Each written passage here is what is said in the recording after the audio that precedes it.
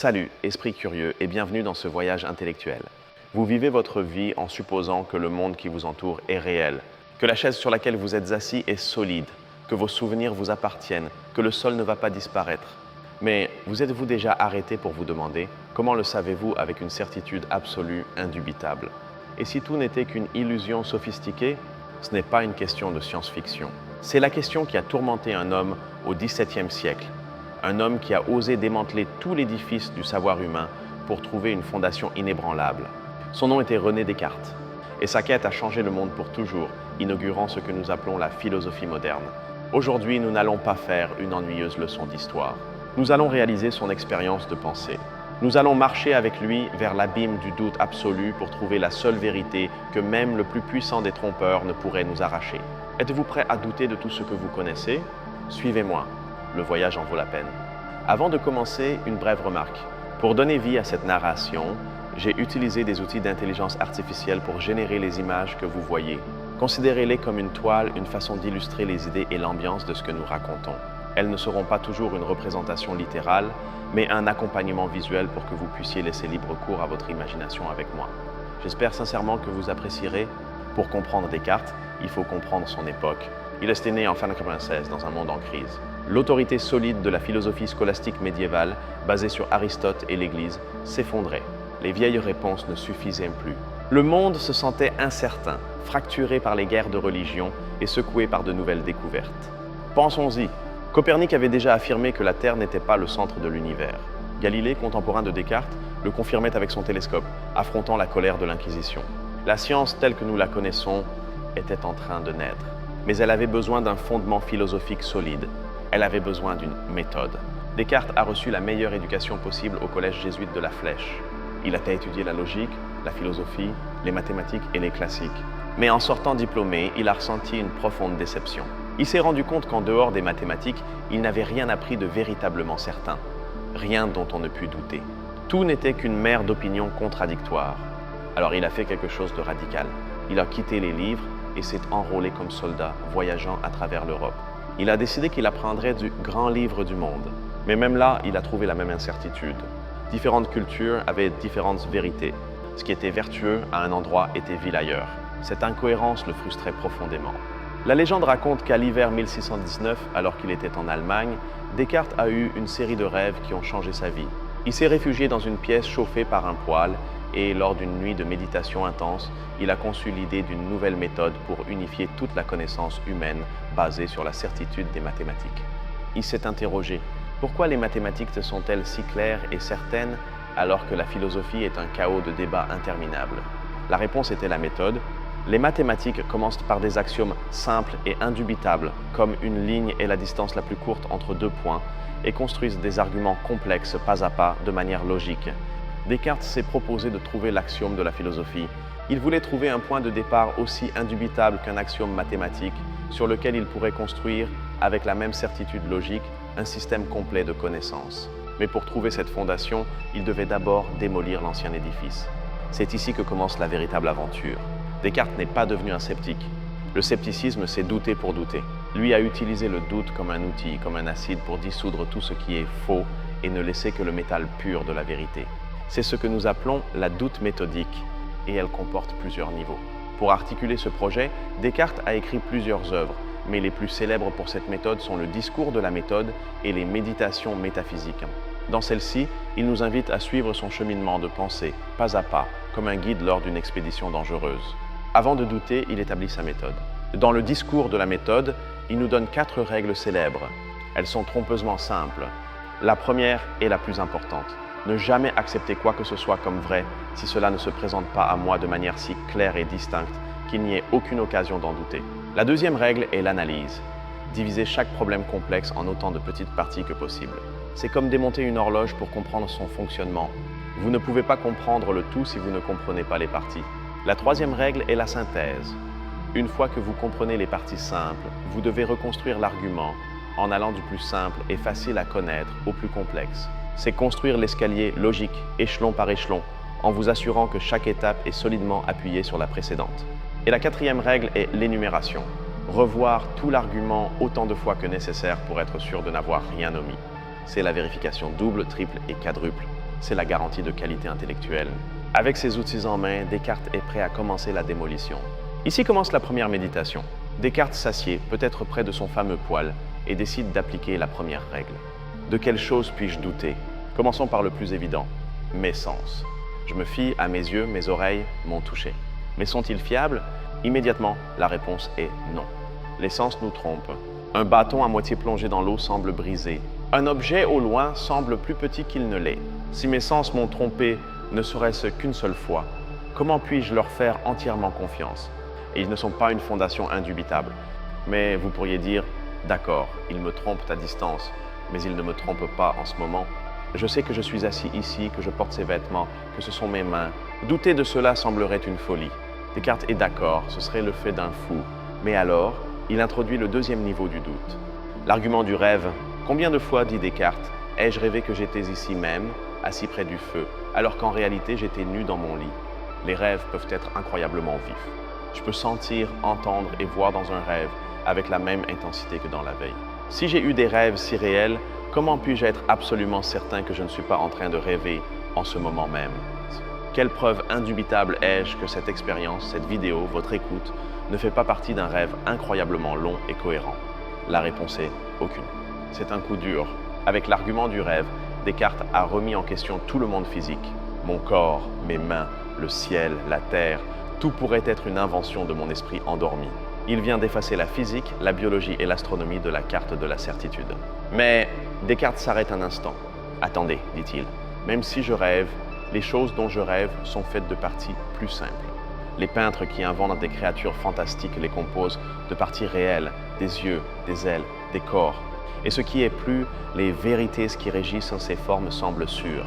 Ces vérités sont celles des mathématiques. Que je sois éveillé ou endormi, 2 plus 3 feront toujours 5. Un carré aura toujours 4 côtés. Il semble que nous ayons trouvé quelque chose qui survit aux rêves, la logique et les mathématiques. N'est-ce pas? C'est ici que Descartes assène son coup de maître. Il introduit le troisième et plus profond niveau de doute, le doute hyperbolique. C'est une expérience de pensée terrifiante. Descartes dit « oublions le rêve ». Supposons, juste pour un instant, qu'il existe un Dieu. Mais et si ce Dieu n'était pas bon?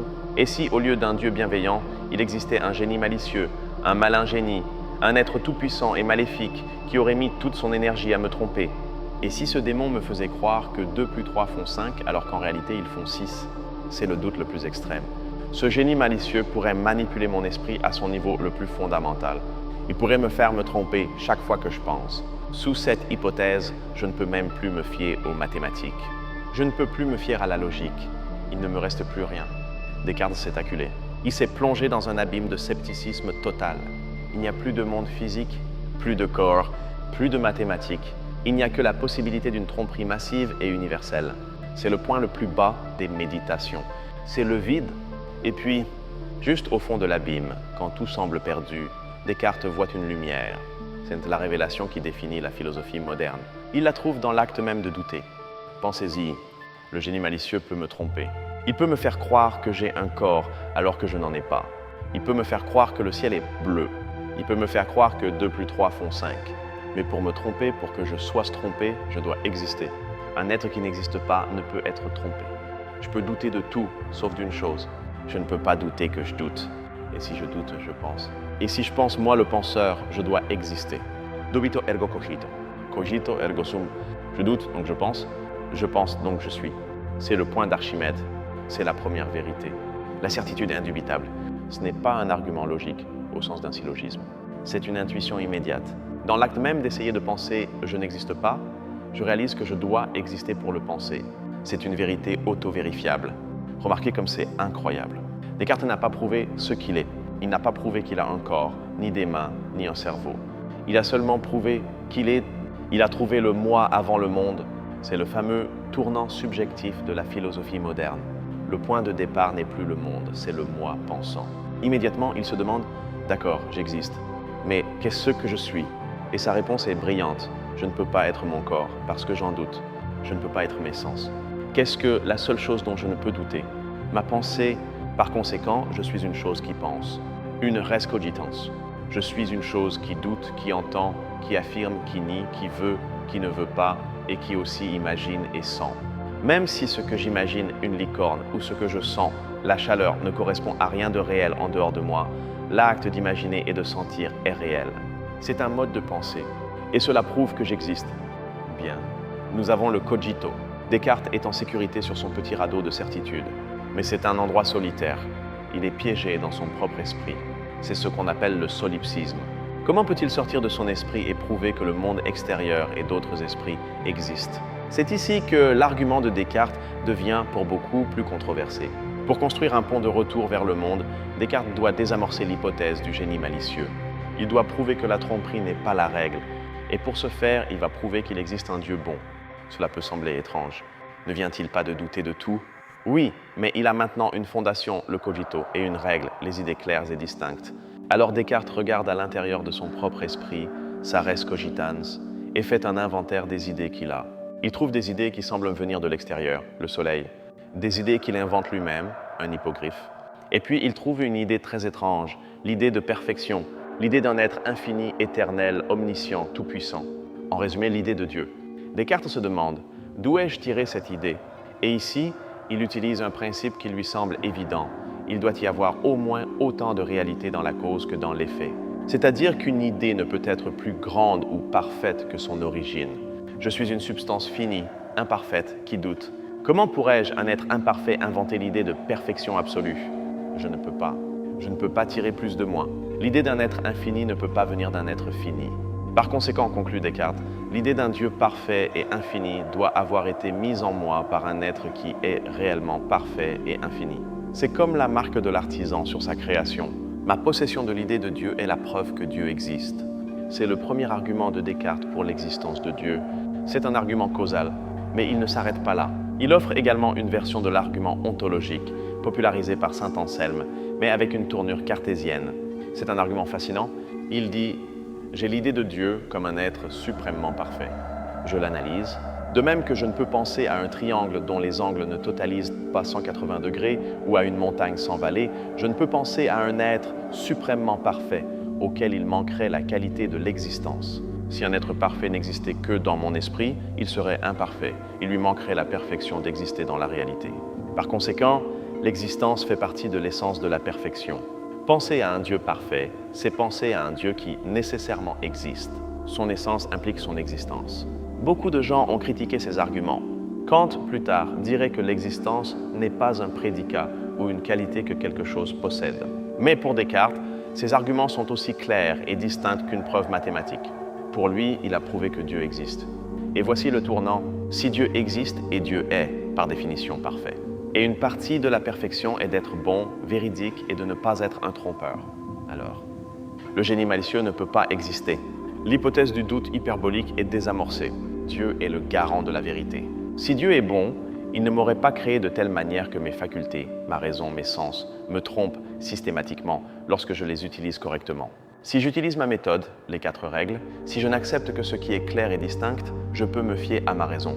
Grâce à Dieu, Descartes peut maintenant se fier à ses idées claires et distinctes. Et il a une idée très claire et distincte du monde extérieur, l'idée de l'étendue. Il ressent une inclination puissante à croire que ses sensations proviennent d'objets physiques, et Dieu ne le tromperait pas à ce sujet.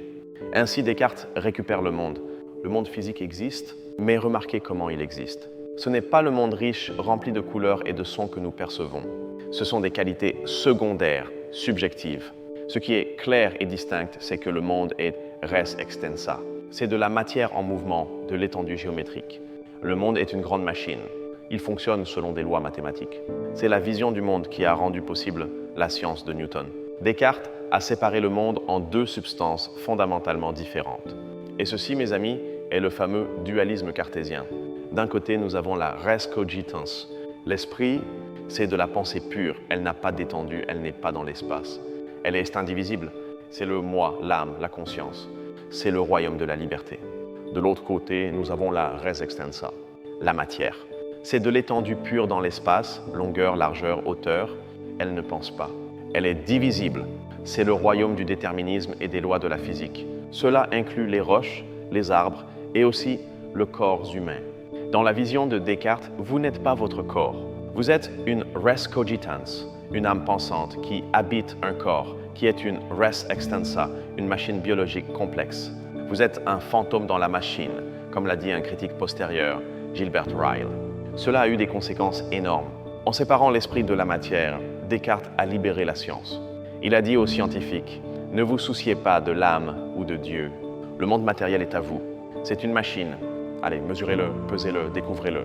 Il a donné un fondement métaphysique à la physique. Mais il a aussi créé un problème qui a hanté la philosophie pendant 400 ans, le fameux problème corps-esprit. Si l'esprit immatériel et le corps matériel sont deux substances radicalement différentes, comment diable interagissent-ils? Nous savons qu'ils interagissent. Je décide, un acte mental, de lever mon bras, et mon bras, un objet physique, se lève. Je me cogne le doigt, un événement physique, et je ressens de la douleur, un événement mental. Comment une pensée non physique déplace-t-elle la matière physique? Comment un coup physique crée-t-il une sensation non physique? Descartes a été pressé à ce sujet. Sa réponse fut, franchement, la partie la plus faible de son système. Il a suggéré que l'interaction se produisait dans un endroit spécifique du cerveau, la glande pinéale. Il pensait que c'était le seul organe non dupliqué dans le cerveau et que là, l'âme pouvait incliner les esprits animaux, fluides, pour mouvoir le corps. Personne n'a été satisfait de cette réponse. C'est comme dire qu'un fantôme peut bouger un levier. Si le fantôme n'est pas physique, comment peut-il toucher le levier? Ce problème de l'interaction était l'héritage le plus difficile du dualisme cartésien. Une autre conséquence inquiétante de son dualisme fut sa vision des animaux. Si la pensée est l'essence de la res cogitans et que les animaux ne pensent pas au sens humain de conscience abstraite, alors les animaux n'ont pas d'âme.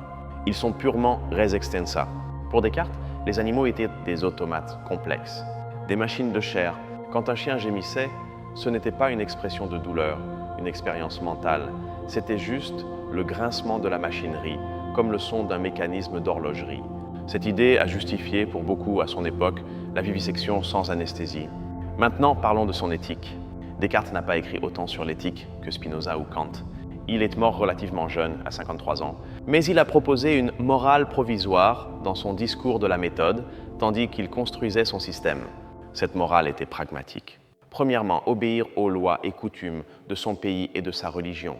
Deuxièmement, être ferme et décidé dans ses actions, même si elles étaient basées sur des opinions douteuses, comme un voyageur perdu dans une forêt qui choisit une direction et s'y tient.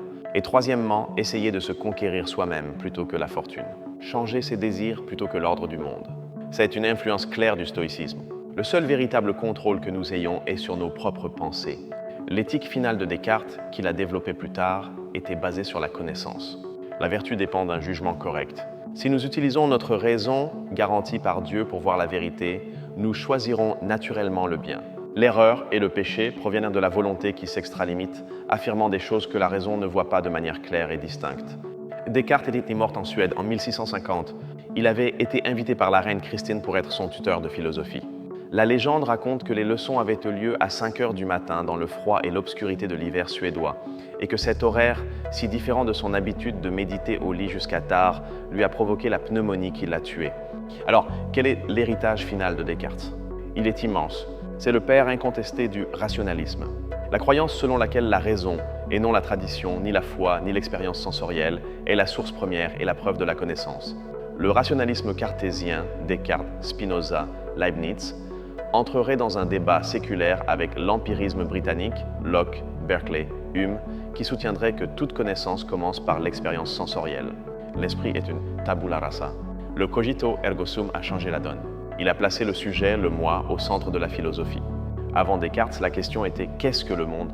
Après Descartes, la question est devenue « comment puis-je connaître le monde ?» C'est le tournant épistémologique. Bien sûr, son système a des critiques. La plus célèbre est le cercle cartésien. Comment cela sonne-t-il? Descartes prouve l'existence de Dieu en utilisant ses idées claires et distinctes, comme l'argument causal. Mais ensuite, il dit qu'il peut faire confiance à ces idées claires et distinctes parce que un Dieu bon existe et ne le trompe pas. Voyez-vous le problème? Il semble utiliser la raison pour prouver Dieu, et Dieu pour prouver la raison. C'est un argument circulaire. Les critiques ont immédiatement sauté sur cette contradiction. Antoine Arnauld, un contemporain, le lui a signalé dans les objections aux méditations. Descartes s'est défendu, arguant que ce n'était pas un cercle. Il a dit que le cogito et l'existence de Dieu sont saisis par une intuition claire et immédiate, et non par un long argument, et que Dieu est le garant de la mémoire de ces arguments, et non de l'intuition elle-même. Le débat reste ouvert. Et puis, il y a le problème corps-esprit.